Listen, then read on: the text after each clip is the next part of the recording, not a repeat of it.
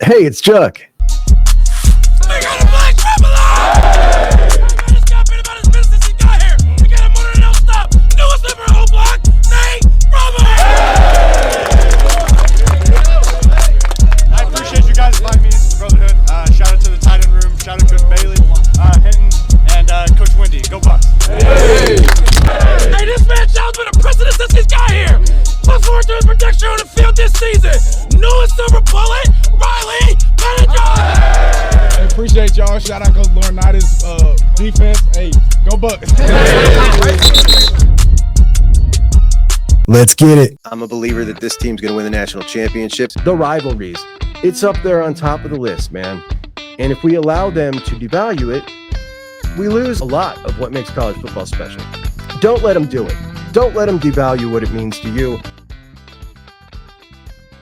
Hey, welcome into Juck on Bucks. Appreciate you so much for joining me. A little throwback intro for you. We used to do those for the Black Stripe alerts all last year. We actually got a double Black Stripe alert in one day. By my count, that's 3 total. So wide receiver Quincy Porter lost his in the spring, and he was the only one that lost it in the spring. And now we've got both Nate Roberts and Riley Pettigrew. Riley Pettigrew, top 5 linebacker in the country, coming out of a big-time high school in Texas, McKinney, Texas. And boy, their uniforms look a whole lot like a program we don't like. But Riley has been a total dog since he's been here. And I love these things because it really lets us know who's standing out, who's going to be a dude early. And tight end Nate Roberts, certainly one of those guys. Nate Roberts, one of the things that stood out to me the other day was just how big Will Kazmarek was. And Nate Roberts, if you look at him in this picture, my goodness, Nate Roberts bigger than him already. Look at his neck, look at his arms. This is a guy who's going to be an NFL tight end here. No doubt about that. Somehow fell out of the top 15 tight ends in the country last year, which was just crazy. But you could see as a freshman, this dude is going to be an absolute unit. And when him and Brody Lennon, who's looking really good, kind of come of age together, the two of them, the hits just keep on coming for Keenan Bailey's tight end room. But some really interesting news coming out of a couple of press conferences today, one from Ryan Day, one from Ross Bjork. And what Ryan had to say, I totally missed the first time around. I got a message actually from JUCK'S Terry, and I looked into it a little further. I could not believe what we've got here is a potential huge shakeup on the offensive line. It could say something good. It could say something not so good, but we'll get into that. But I want to start with Ross Bjork's big news. We learned some things today, and I want to go over them. It's about the game day experience. We also got something really interesting out of Ross later on. But let's start with the game day experience in the stadium atmosphere. Any of us who've been going to games a long time have groaned on about the lack of atmosphere at Ohio Stadium. And Ohio Stadium features a lot of blowouts. There's no doubt about it. There are not too many stadiums that feature as many lopsided games as Ohio Stadium. Oftentimes, we are dealing with, 1 or 2 big games a year, hosting 1 or 2 big games a year at Ohio Stadium. So you got your 3 cream puffs that are always at home, or 2 cream puffs at minimum. And then you usually have 3 conference opponents that are blowouts. So there's not a ton of reason to get hyped, to get amped, and it shows in the atmosphere. When there is a big game, like last year with Indiana, we heard the Indiana center say it was the loudest in the Big Ten, loudest stadium he's ever been to. We heard Dylan Raiola say that it was the loudest stadium he's ever been to. He was sitting next to 2 guys on the couch and said to the guy next to him, at Ohio Stadium, we wouldn't be able to talk to each other.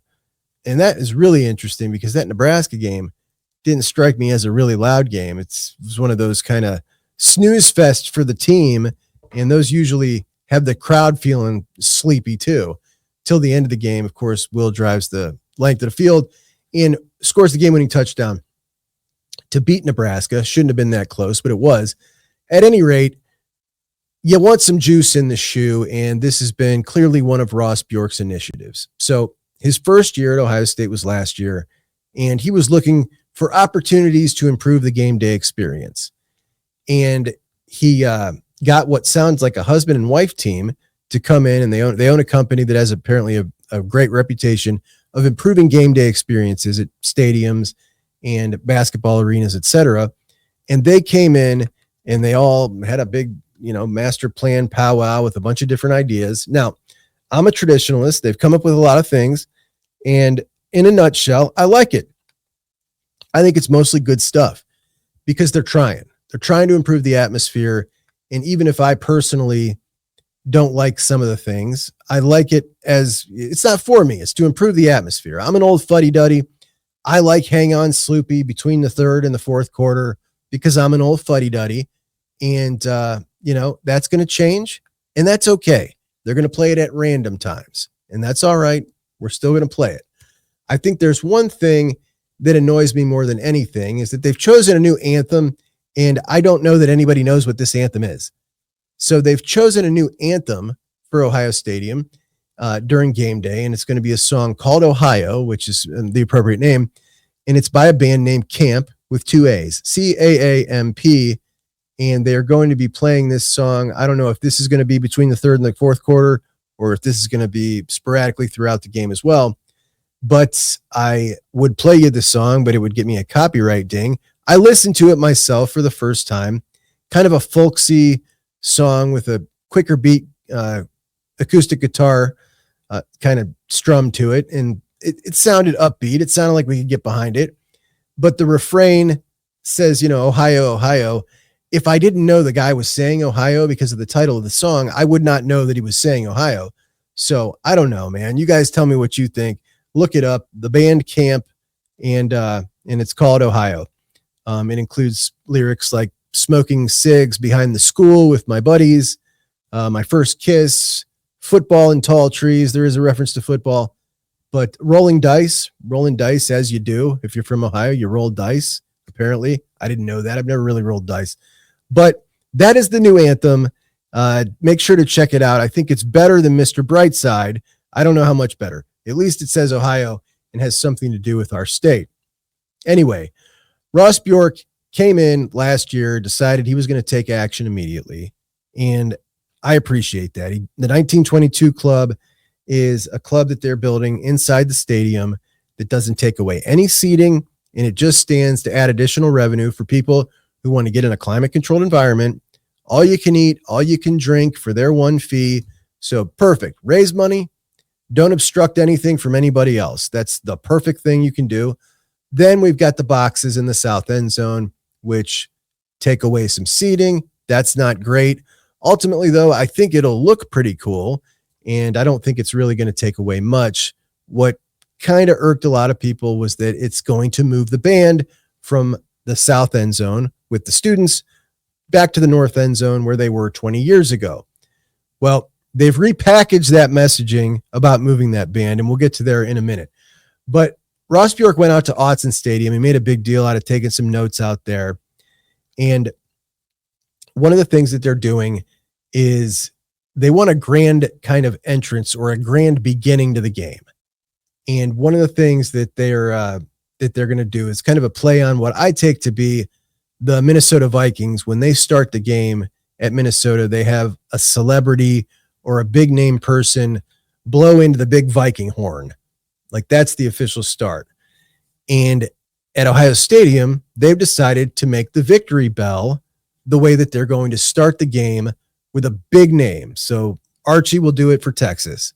And he's talked about maybe a celebrity doing it, but that's going to be the big thing. It'll be on the board. We're going to see whoever that big name is for the week sounding the victory bell at the beginning. Now, the victory bell is a historic part of the stadium. It was put in there to, before TVs so that people could hear that the Buckeyes won at the end of the game for miles away. And it's a really cool part of the stadium that I don't think even a lot of people know is there. And that's great. So I love incorporating the victory bell into more things. They're also going to ring it on third down. Now, we usually hear third down? We hear Hell's Bells. So we're used to hearing the bell on third down and everybody gets amped up. Now it's going to be the actual victory bell. I like that too. I think that's a cool way to incorporate that more and play into it. Talk to my brother about it. He doesn't like the idea of some silly celebrity doing it. He wants former Buckeyes, and I prefer that as well. But either way, I think it's cool. I like that they're incorporating that more. So A+ on that one. When the players take the field, they're going to ring it. So in the beginning, when the players take the field, third down, and of course, at the end of the game for a win. Now, for the Texas-Ohio State game, they are now going to be giving away 100,000 towels. 100,000 towels that are not the terrible towel. They're just the towel. And we're now going to be a towel waving place. That's they're going to be towels for sale. They encourage people to bring those towels back. So they're going to be scarlet and gray towels, and we are a towel. Alabama's a pom-pom waving stadium. We are now a towel waving stadium if this catches on. And I got to say, as a Browns fan, not a huge fan, but I will say they sure love those stupid towels in Pittsburgh. Ross was asked about Pittsburgh. Essentially, there's a city 100 miles away that does this. Did that play into any of your thoughts? And he said, no. I mean, people steal little ideas from everywhere. We're trying to make this the towel. The thing about the Ohio State towel is it's the towel. And I got to be honest, I love Ohio State branding of all kind. I've never dug the. I liked it when I was younger, and you'd hear the players when it first caught on, and they were first saying that for their intros on Monday Night Football. I always really liked that because it irked everybody else. It is associated with Ohio State, and that is a pretty big flex that you've got a word so common that you can get associated with your school. But as a piece, like when they put it on merchandise and stuff, like I would never buy a hat that just says the, like, that's just, I don't like it like that. But it's going to be the towel. That's how it's branded. It'll be for sale at the games, and we are now towel wavers. Not going to help your view when the guy in front of you is waving the towel, but I was talking to my buddy Ron James, and I was on the morning roast this morning, which is now rebranded the Buckeye Roast. My buddies Ron and Q, and Ron was talking about this. So he's a Steelers fan. One of his jobs when he was younger was security on the field at Heinz Field. And he said when they played Renegade, the song, and they all waved their towels, you could feel the field shaking under his feet. And if we can get that much hype waving the towel at the stadium, I'm all for it. Now, about the band moving from the south stands back to the north stands, they have repackaged this.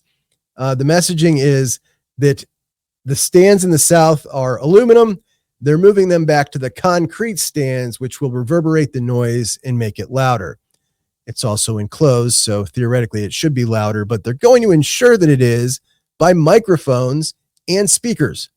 The speakers will be temporary speakers that they put on the actual field. I love that idea. They were doing that in Texas this year. I don't know, maybe they've done it previously, but I know for sure it was at Texas this year, and it really just makes the band louder all around the stadium, but it makes it louder for the opposing team. So definitely love that. The more band, the better. The more we can hear the band, the better. All for that idea. So I'm crazy about that. Brutus Buckeye, he's going to have a different entrance into the stadium each week of the season. Some new kind of entrance that is designed to get fans energetic. And he had at the Tennessee game, I think it was a unique entrance at the Tennessee game. So either he'll ride in on an interesting vehicle or something, whatever. Brutus is going to enter different ways, and that's going to be fun.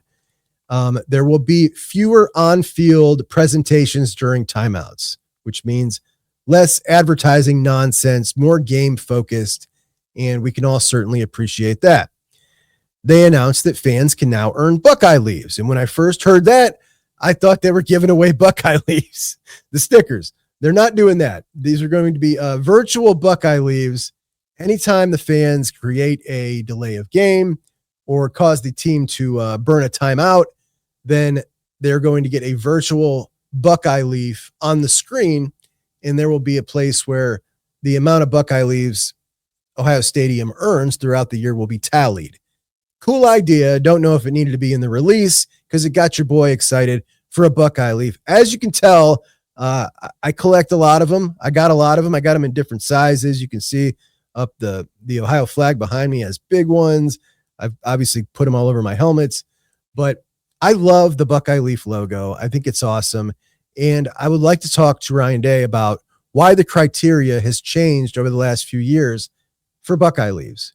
Now, people have denied this, but I went back and I looked at pictures over the years of years that had the exact same wins, number of wins. You only get them for wins. You got to win the game, and then everybody gets their Buckeye leaves. So you can't just go and compare, the game this year, how many Buckeye leaves were on star players' helmets versus every other version of the game. You've got to go and say, okay, they have to have the same number of wins going into that game.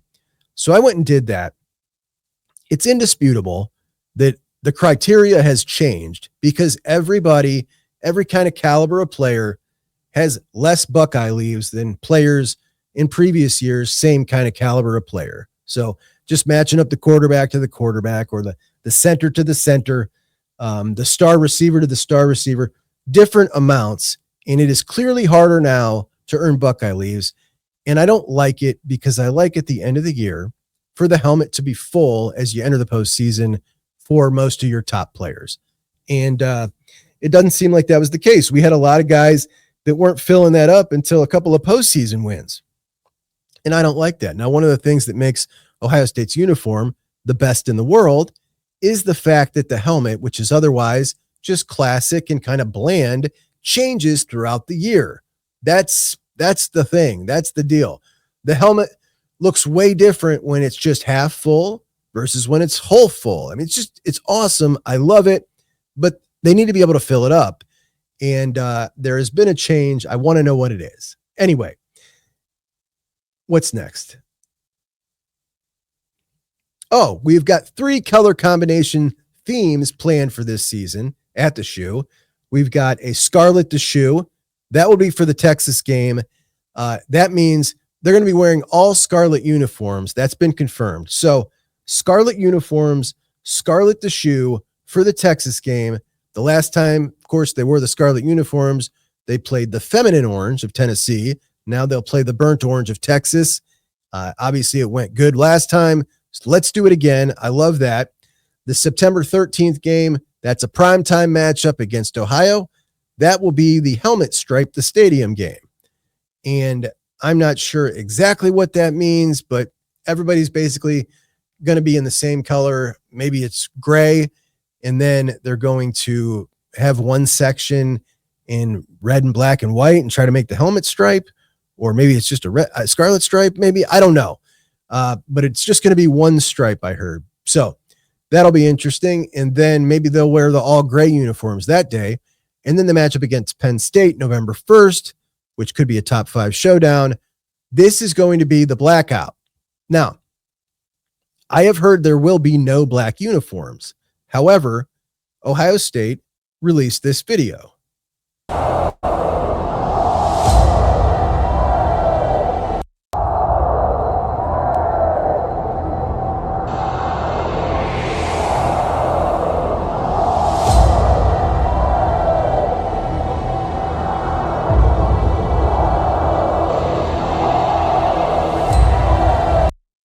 Now, there is no way that they're releasing that video without, at minimum, wearing a black helmet, right? Like, you just wouldn't do it. The reason that there are a lot of people who think that we're not going to see the blackout uniform is there's a guy who's pretty tuned in to uniforms and Nike. And he said last year that Nike no longer makes the black uniform in the template that we currently use, which I respond, okay, make them. You're Nike. I just don't get that as a valid excuse. I mean, I believe him, but all right, whatever. You make 45 uniform combinations for Oregon every year. Make the black uniforms. Everybody wants to see them. But even if they just plan on wearing a black lid, that would be cool too. But it would be pretty embarrassing, I think, to have a blackout without at least a black helmet. Now, I'm a traditionalist when it comes to Ohio State uniforms. However, I'm okay with the scarlet uniform, the gray uniform, the black uniform, because they're the same exact template. You look at them, nobody has a doubt who it is. It's Ohio State. Back in the day, during the urban era, you had a couple of the offshoot alternate uniforms that didn't really look like Ohio State. And those ones I wasn't crazy about. But these ones now, that are just the exact same uniform and monochromatic, I like it. It's cool. I wouldn't be mad if they did it 3 times a year, and I consider myself pretty much a traditionalist. I just want my gray sleeves back. That's it. It's been 20 years now. 20 flipping years. Can we please just have them back?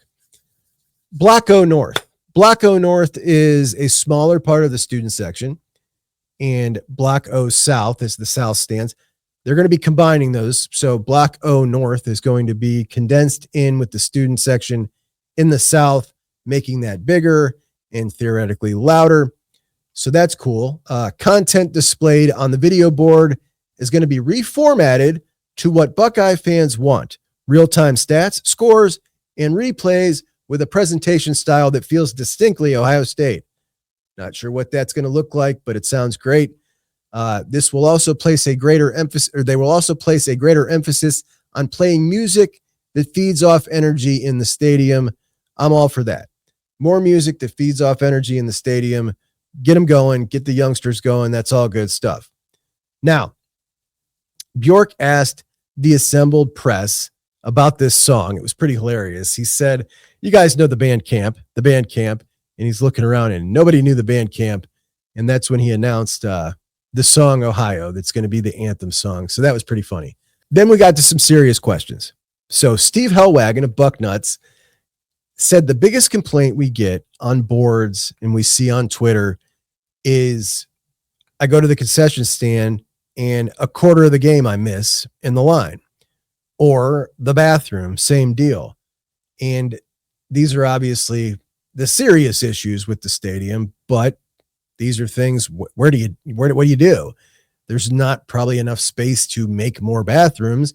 They have put the porta potties in there, which an incredibly, it sucks. It's an eyesore, but at the same time, the last game I was at, I had to go, and the porta potties really sped things up. I was only out of my seat 15 minutes or 20 minutes instead of, 10 years ago, it might've been 40 minutes, 35 minutes.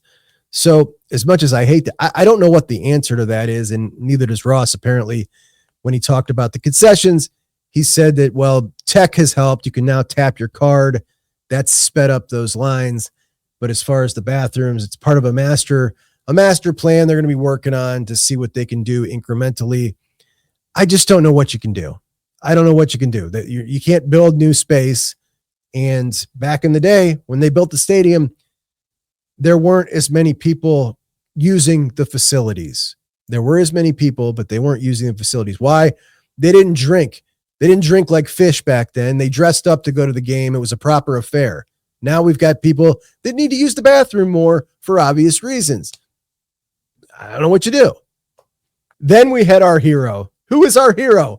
Our hero, I will be on tonight, this very evening, on Buckeye Huddle Primetime with Juck at 8 p.m., where I'm at every Monday and Wednesday night. And his name is Tony Gerdeman. Tony Gerdeman, our hero of the day. Let me pull up Tone's. Where's Tone's picture? I had a picture. There's my guy. Love this picture of Tony. So Tony, I've always wanted to do a show with. I get to do a show with him tonight. Look at that smile. Look at that and grin. Anyway, Tony, in the midst of this press conference about updating the stadium, says, is it okay if I ask a question about NIL? If we make a promise or we commit to something, we want that to be real. And I remember last week we were talking about Big Ten Media Days, and Tom Orr over at Buckeye Huddle, and Tony, they got Ross Bjork and they talked to Ross Bjork, and Tom was interviewing him. And while Tom was interviewing him, literally while he was interviewing him, news broke that the CSC, which is the enforcement wing of the settlement, had caved. They caved, and they decided they were going to allow collectives to be a business. They were going to be able to conduct themselves as a business. And this is what Tony was asking him about, because, Ross was talking and responding at the time that they were interviewing him when that hadn't happened. So news breaks after, and this is Tony following up saying, listen, now that news is broke, are there going to be any changes to Ohio State's approach? Now, how could this change Ohio State's approach? Well, it allows them to offer guaranteed NIL deals, which they were not doing before, because you can't guarantee an NIL deal when you're just strictly dealing with NIL that's coming from real business sponsors. But you can guarantee an NIL deal when you can operate your collective like a business. And the answer from Ross Bjork is pretty much what I thought it would be. They're dug in. He said that, we didn't really have to pivot. We were ready if we needed to, but we didn't have to because we already have the Buckeye Sports Group, which means he's saying everything's going to stay exactly the same this cycle. Business opportunities, etc. And it's true that they have those business opportunities. I think that if this system were to actually work, they would be positioned perfectly for it. And what they did with the Buckeye Sports Group was exactly the way you would set it up to be the most efficient that you can, bringing the collectives in with them. It was all perfectly set up. The only problem is it's just not going to last, and it's already pretty much taken a huge hit with that ruling, or with the CSC caving. But the point is, they're not going to be pivoting. Nothing's going to be changing anytime soon. They are sticking with the way they started this cycle. And I think what most people are concerned about who really follow this stuff is it just going to be 1 year? And if things don't change, if we're still seeing Oregon and USC and everybody else go about their business like they always have, is Ohio State going to revert to going about their business like they were? Currently, they are not. So everybody wants to know, is it going to be one season? Is this going to go on? Should we look forward to trying to crack the top 10 in recruiting moving forward? Or are we going to get back to Ohio State recruiting? Meaning, when our coaches win a recruiting battle, are they going to get the support? And Mark Pantoni talked about these guys. It sucks watching your coaches spend 2 years on a recruitment, win the recruitment, and then you can't give them a deal that competes enough with somebody else to get the kid to stay. Not even close enough, right? And that's terrible. So no pivoting there. At any rate, we're hoping to last 1 year around here at Juck on Bucks. Now, let's get to Ryan Day. So we have had the starting lineup for the offensive line pretty well set in stone for a while now, right? Your transfer from Rice, Ethan Yanwa at left tackle. Luke Montgomery was a stud last year in the playoffs. He comes in as your left guard. Carson Hinsman, again, totally like a career rebirth from the Penn State game on last year. He moves back to center where he's already started a year. And that's fantastic. You got Tegra at right guard. And then in the spring, what was really interesting was Austin Saravevelt. Looked like he's going to be the starter at right tackle. Now, Ethan Yanwa, stud left tackle you brought in from Rice, not the only transfer. You also brought in Phil Daniels from Minnesota, from Ohio, a kid from Princeton in Cincinnati. So you bring him back home to Ohio. By the way, monster. Ethan Daniels is huge, or Ethan Yanwa is huge. Phil Daniels has legs big around as your waist, and an impressive looking kid. So you got those two transfers in the portal, and Ethan was the big money guy, right? He's going to be the left tackle. Well, Ryan Day slipped this in at his press conference today, this video courtesy of Buckeye Huddle. And he was very comfortable there in the spring. So, but again, there's been a lot of positives. Right next door, Patrick Murphy. Ryan, you talked about this conversation going back to last season. Yeah. Why does he make sense at right tackle? Well, first off, when you look at his size compared to the guys we've had in the past, he has plenty size. When you look at his athleticism, he's athletic enough, and his strength is that way. So I've gone through it with Mick and with Tyler to see, does he have enough length? Does he have enough size to play the position? The answer is yes. And he was very comfortable there in the spring. So we're seeing some things out of him, this offseason in terms of leadership, just taking on, great voice in that room. He was an Iron Buckeye. So all these things are leading us to believe that he can be our left tackle moving forward. But, or Austin? Yeah, so he's getting work at left right now. Yep. And so But now, again, primary positions, secondary positions, these things are all into play. But we believe that he can do that. He can play left tackle for us. We certainly know he can play guard. Ethan, Phil, those guys are all playing. Ian Moore. So those guys are rolling and getting a lot of reps. You guys saw in the first 3 days we've been getting a ton of reps. Now we're on one field, going ones, twos, and threes. So kind of like with the quarterbacks, we'll let this thing play out and see where we're at. But I will say that Austin's shown that he can do it. He can play tackle. To the left here, Cameron T.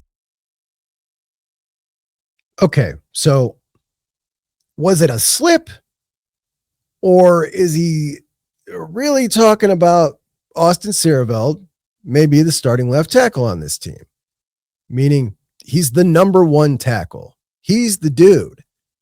I mean, number one, great for him. What an ascension from a kid who comes in as a 3-star kid who was in a high school offense that never passed the ball to potentially be good enough in year 3 to be the starting left tackle at Ohio State when Ohio State goes out and brings in a big name transfer. Everybody in the transfer portal wanted Ethan Yanwa. This guy was talked about, by the way, by one analyst